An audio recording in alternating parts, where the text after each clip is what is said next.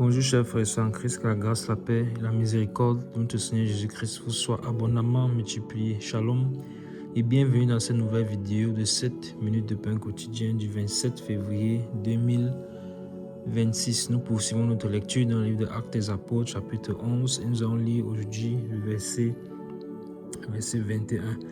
Nous avons vu dans la vidéo précédente, par la grâce du Seigneur, que les frères et sœurs qui avaient été dispersés suite à la persécution d'Étienne dans différentes contrées, dans différents pays, même dans différentes villes, sont allés dans leur région et dans ces endroits-là, dans ces nouveaux lieux, à savoir Chypre, la Phénicie, l'Antioche, et ils ont annoncé la parole du Seigneur, la bonne nouvelle de l'Évangile.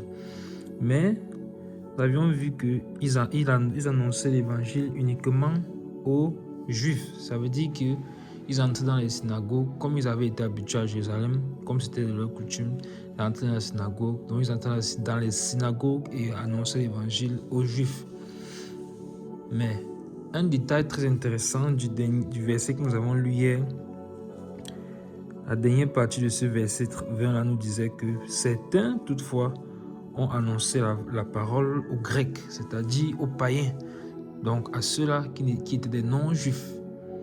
Et c'était un parallèle avec la rencontre de l'apôtre Pierre de son côté également avec le Saint-Esprit qui l'a conduit chez Corneille, qui lui c'était un païen et qui a été sauvé lui et toute sa maison après que le Saint-Esprit soit descendu sur eux pendant que l'apôtre Pierre était en train de leur parler. Et donc on a pu bien voir clairement que le Saint-Esprit agit, c'est lui qui a l'œuvre, c'est lui qui est au contrôle dans l'Église. Et il gère, il est le même, il ne change pas et il gère chaque assemblée, chaque ville, chaque église comme il a prévu de le faire, car c'est lui qui est souverain et c'est le Seigneur Jésus qui a dit « Je bâtirai mon église et les portes du séjour des morts ne pourront point contre elle ». Donc, aujourd'hui nous allons lire le verset 21, c'est un verset intéressant, je le lis au nom de Jésus. La main du Seigneur était avec eux et un grand nombre de personnes crurent et se convertirent au Seigneur. Amen. Donc, voici donc ces frères-là qui sont dans cette nouvelle contrée. Ils annoncent l'évangile à des personnes qui ne connaissent pas le Seigneur, qui ne l'ont jamais vu, qui peut-être pour certains ne sont même jamais allés à Jérusalem, pour certains n'ont jamais même été en contact avec même la religion juive, même avec le judaïsme. Vous voyez? Mais il leur annonce l'évangile. Et qu'est-ce qui se passe? La bonne main du Seigneur est avec eux. Et parce que la bonne main du Seigneur est avec eux, alors, qu'est-ce qui se passe? Un grand nombre de personnes croient et se convertissent au Seigneur. Vous voyez donc encore une fois de plus l'action du Saint-Esprit. Donc on revoit encore la même chose qui s'est passée dans la maison de Corneille. Corneille a été sauvé, non seulement lui, mais également sa famille, mais également ses amis proches, parce qu'il avait pris soin d'inviter les gens chez lui pour leur annoncer l'évangile, pour leur parler du Seigneur. Enfin, pour que eux aussi viennent écouter ce que l'apôtre Pierre allait leur dire. Car il avait déjà su que quelque chose d'important allait se passer. Et voici donc les frères et sœurs qui se sont dispersés dans ces contrées-là, qui sont en train de répandre la bonne nouvelle de l'évangile, et les gens et les âmes sont sauvées pour le Seigneur. La main du Seigneur est avec eux. Donc vous voyez qu'il nous faut simplement être obéissants à la volonté du Seigneur. Et lorsque sa bonne main est donc avec nous, alors il fait le reste. C'est lui qui fait le reste, c'est lui qui convertit les cœurs. Notre rôle est simplement d'ouvrir la bouche. Et lui, il la remplira. On ouvre la bouche pour le laisser parler. Pour le laisser mettre lui-même ses paroles dans nos bouches. Et que lui puisse parler au travers de nous et nous utiliser comme un canal. Souvenons-nous que nous sommes les membres du corps de Christ. Et nous sommes son temple, donc il réside dans nous, son esprit qui habite en nous, qu'il nous a donné, qui est le gage de notre rédemption, c'est lui et il parle donc au travers de nous. C'est en ça donc que consiste l'annonce de l'évangile, l'annonce de la bonne nouvelle de l'évangile de Jésus-Christ, le Seigneur et le Sauveur. Et donc quand ils ont annoncé cette bonne nouvelle de l'évangile, la parole déclare qu'un grand nombre de personnes crurent et se convertirent. Quelle était la probabilité qu'ils puissent avoir un tel succès? C'était presque zéro.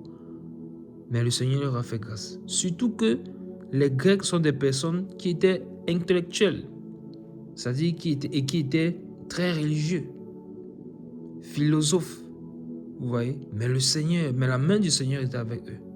Et ils en ont trouvé grâce auprès du Seigneur. Donc, ne comptons pas sur nos capacités. Voilà notre enseignement que nous tirons de cette vidéo.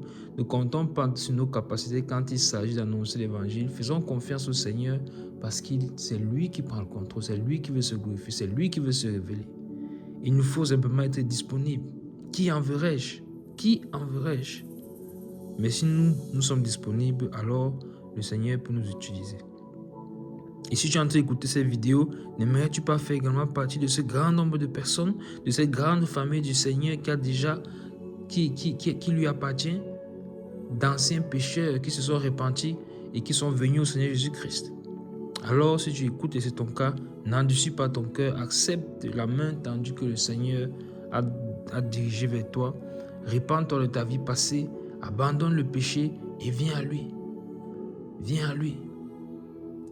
Accepte-le comme Seigneur et Sauveur. Reconnais que tu as mené une vie de pécheur. Une vie de pécheur. Et lui peut te sortir de cette mauvaise vie des ténèbres et te donner la lumière. Et te donner son esprit qui te permettra également d'échapper à la condamnation éternelle.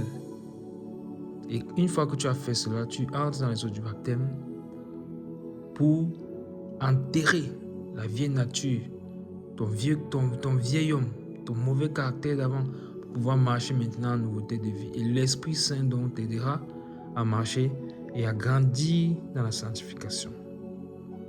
Ça, c'est ce que Christ a accompli et qu'il nous offre, le salut qu'il nous offre gratuitement.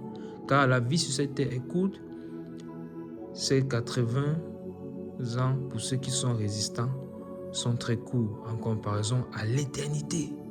Regardez le mot, éternité. Donc notre temps sur la terre est passager.